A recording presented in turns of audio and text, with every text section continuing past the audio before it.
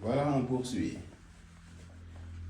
On a vu tout à l'heure, si on nous demande de représenter une variable qui se trouve au niveau du tableau, ce que nous devons faire, on vient directement et puis on prend une échelle et représente la variable. On a vu aussi le cas où on nous demande de représenter une variable qui n'est pas au niveau du tableau.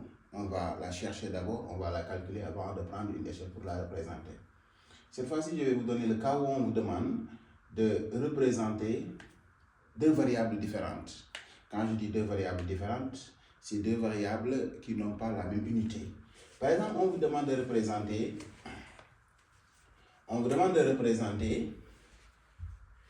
le PIB global et le taux de chômage.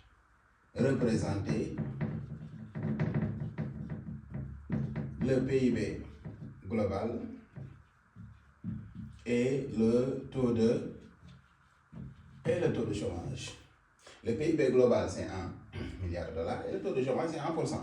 Voyez-vous donc, nous avons deux variables différentes. Ce ne sont pas les mêmes variables. Quand vous avez deux variables différentes, qu'est-ce que vous devez faire? Mais ici, nous ne sommes pas tenus de calculer autre chose. Parce que nous avons au niveau du tableau le PIB, nous avons le taux de chômage. On n'a plus besoin de les chercher, de les calculer. Ce qu'il faut comprendre, comme ces deux variables différentes, nous devons avoir deux échelles différentes.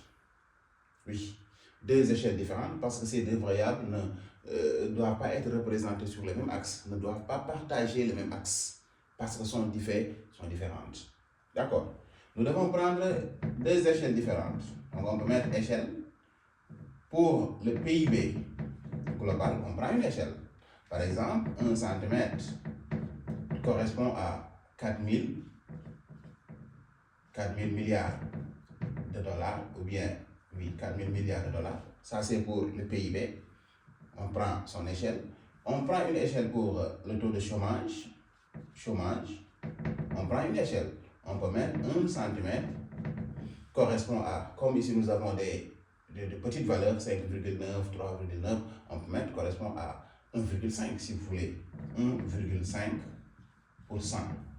Et donc des unités différentes. Comme maintenant nous avons pris deux échelles différentes, parce que nous avons deux variables différentes, nous devons tracer avec deux axes verticaux différents. Qu'est-ce que nous devons faire?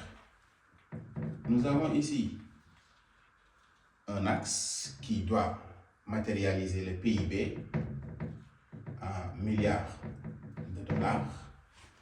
Mais aussi, nous devons avoir ici un autre axe.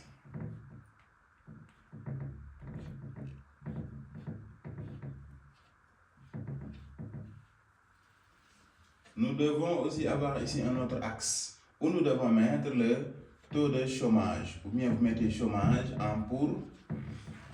N'oubliez pas de mettre l'unité. Il faut toujours mettre les unités. Parce que l'unité, milliard de dollars ici, ça veut dire quoi? Que toutes les valeurs qui sont représentées au niveau de cet axe ont comme unité milliard de dollars. L'unité en pourcent ici, cela veut dire que toutes les valeurs représentées sur cet axe ont comme unité pourcent. D'accord? Et maintenant, on va graduer en 1 cm. 1 cm, ça correspond à 4000. Au lieu de 40 000, c'est 4000. Hein? 4000. Ici, donc, nous avons 8000. Nous avons 12 000. Nous avons ici 16 000. Ici, nous avons 16 000 plus 4 000, c'est 20 000. C'est bon. Voilà. Et ici, nous devons avoir 1 cm pour 1,5. Donc, nous avons ici 1,5 plus 1,5, c'est 3. Plus 1,5, c'est 4,5. Plus 1,5, c'est 5.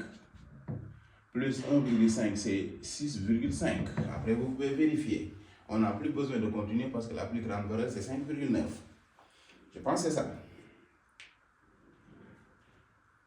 Ou bien? D'accord. Voilà, donc nous avons deux axes différents. Un axe pour le PIB global et un autre axe pour le taux de chômage. Maintenant, on représente directement. Pour le premier pays, c'est le Canada. Nous devons représenter son PIB global et son taux de chômage. Son PIB et son taux de chômage. Son PIB fait 1785. On vient ici, 1700, ça c'est 4000. 2000 c'est au milieu. 1785. On met son PIB. Et qu'est-ce que nous devons faire? Nous devons coller cette barre à la barre du taux de chômage, toujours pour le Canada. 5,9. Maintenant, on ne regarde plus ici, mais de l'autre côté, parce que c'est l'autre axe qui représente le chômage. 5,9. Nous avons ici 5,9. Les barres doivent être collées comme ça pour le Canada. Donc, nous avons représenté pour le Canada son PIB global et son taux de chômage. Qu'est-ce que nous devons faire? On met ici Canada. Donc, pour le cas du Canada, c'est réglé. On représente l'autre pays, les États-Unis. On prend son PIB global, 17 419. Nous avons ici 17 419. On le représente. Et nous représentons aussi son taux de chômage qui est de 3,9.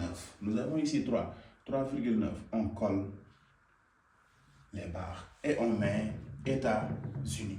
On laisse encore 1 cm. Voyez-vous, ici on avait laissé 1 cm. Entre les pays, on laisse 1 cm. C'est la même chose ici, on laisse 1 cm. Il n'est pas toujours dit que c'est 1 cm. Vous pouvez mettre 1,5 cm. Ça dépend de vous, ou bien 0,5 cm. Mais la distance que vous laissez ici, c'est la même chose que vous devez laisser. C'est-à-dire les espaces doivent être proportionnels. Et maintenant, nous représentons le dernier pays, Mexique. Son PIB par habitant, c'est 1294 et son taux de chômage 3,3. 1294, on représente. C'est ici. 1294, on représente. Et son taux de chômage, c'est 3,3. 3,3, c'est ici, hein? 3,3. On met 3,3. On met le Mexique. D'accord. Et maintenant, il nous reste 2 choses très importantes. Il nous reste le titre, c'est pas diable, mais aussi il nous reste la légende. Comment sera notre légende? Nous avons représenté combien de variables? 2, que sont le PIB global et le taux de chômage. Donc nous aurons 2 couleurs. Nous aurons une seule couleur pour le PIB global, c'est-à-dire la même couleur que vous prenez pour le Canada, pour son PIB global, ça sera la même couleur pour les États-Unis. Tant que ça représente PIB global, même couleur ici. On met la légende. Couleur PIB global. Et maintenant, il reste une autre couleur. C'est donc la couleur des taux de chômage. On utilise une autre couleur pour les taux de chômage. Même couleur que pour les États-Unis et même couleur que pour le Mexique. On met ici chômage. 1%. Voilà donc la légende. 2 variables différentes, 2 échelles différentes, 2 axes différents, 2 couleurs différentes. Tout simplement. 2 variables différentes, 2 échelles différentes, 2 axes différents, 2 couleurs différentes. Et on met le titre. C'est un diagramme à barre.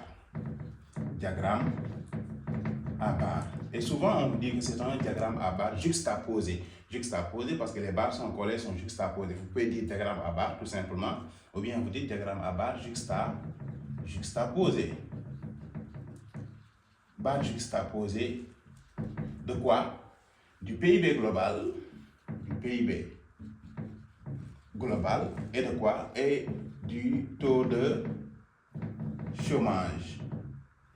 Et du taux de chômage des pays de l'ENA. Des pays de l'ENA. Il faut que le titre soit complet. Diagramme à barre juxtaposé du PIB global et du taux de chômage de quoi? Des pays de l'ENA. Voilà donc notre diagramme au cas où nous avons 2 variables différentes.